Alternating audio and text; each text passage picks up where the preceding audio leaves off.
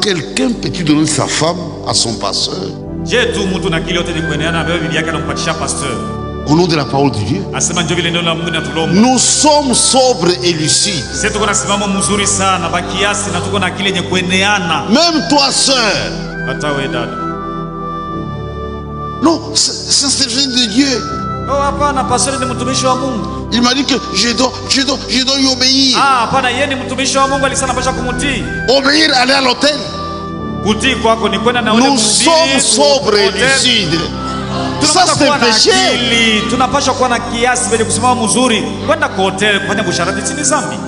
Les amis. C'est le péché, aller à l'hôtel, commettre l'adultère. Il presse les mamelles. Nous sommes sobres. Tu dois le gronder. Et regardez comment on a fait des dégâts au nom de la parole de Dieu. Il y a une église, ce sont des réalités. Quand les gens pêchent, il y a des gens qui viennent, leur chef vient de très loin. Maintenant les femmes entrent. Qu'est-ce qu'il a fait comme péché?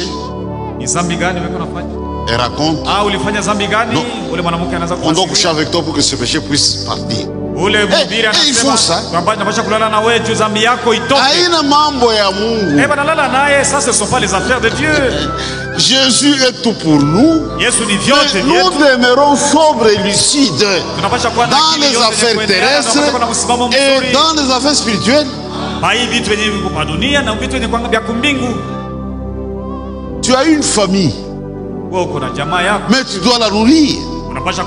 Pour nourrir la famille, tu dois travailler. Celui qui refuse de travailler ne doit pas manger. Je parle avec un prédicateur.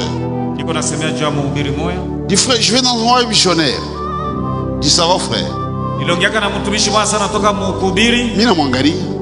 le regardais, je lui ai fixé le regard. Mais seulement pendant ton absence, comment est-ce que ta femme va vivre? Dieu va s'en occuper. Il ne sait pas, frère. C'est pas ça. Tu dois prendre des précautions. Pendant mon absence, il y aura ça. Mais tu laisses la femme. Frère, attends $10 mon nyumba.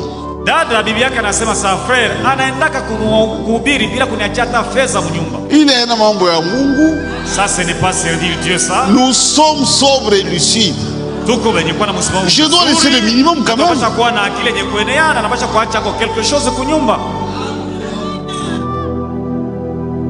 Tu as une charge.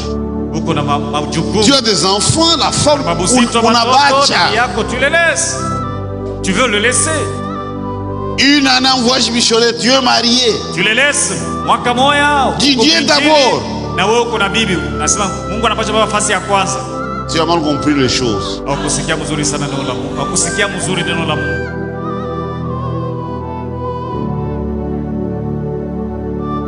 Quelle est l'importance de Jésus dans ta vie?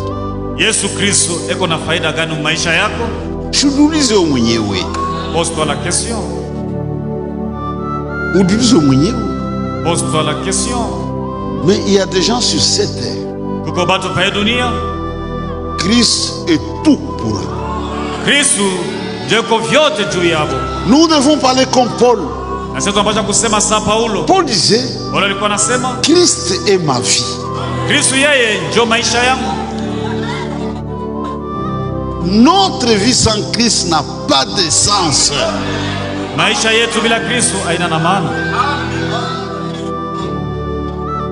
Ça dit, je ne fais pas ce que je veux. Quand je veux, comme je veux, ça n'existe pas. Je suis soumis à Christ en toutes choses. Et vous avez des gens comme ça sur la terre. Des prisonniers de la parole. qui acceptent même l'opprobre à cause de la parole. Jésus avait dit à ses disciples, vous êtes ceux qui avaient persévéré avec moi dans mes épreuves.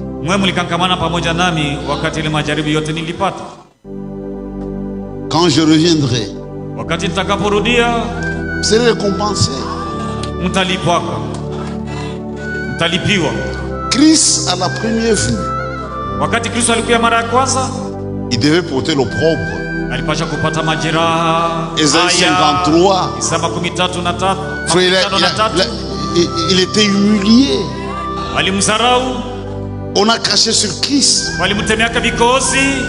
Je peux réagir. Il n'avait pas réagi. Dites-moi aujourd'hui,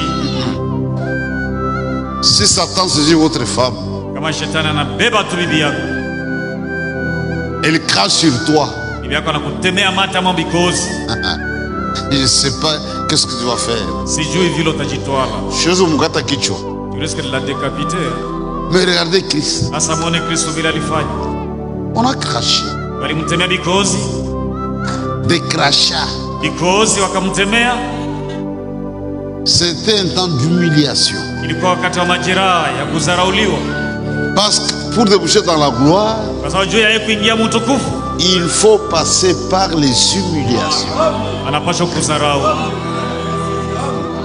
L'humilité précède la gloire. Dieu nous fait passer par là. C'est pourquoi dans notre marche, nous devons accepter de prendre l'opprobre.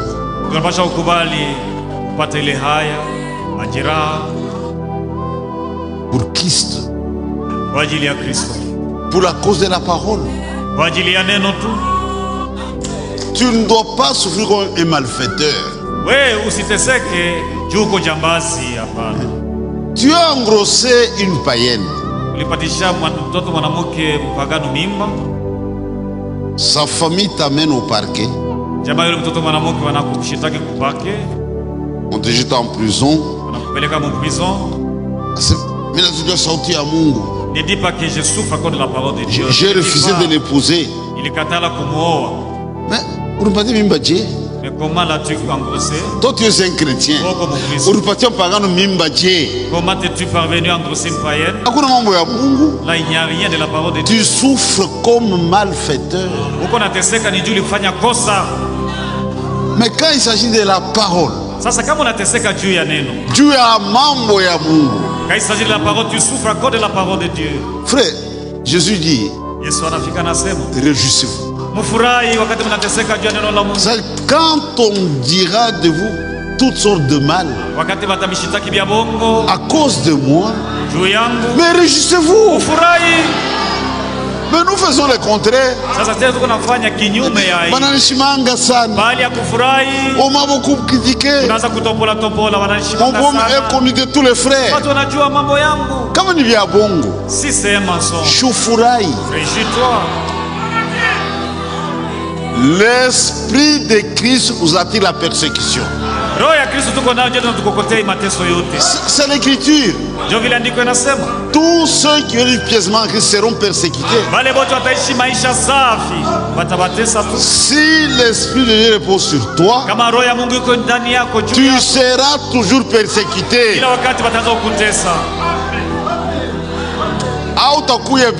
Tu ne seras jamais en paix. Satan nous connaît. Il est fâché contre nous. Mais si toi tu es persécuteur,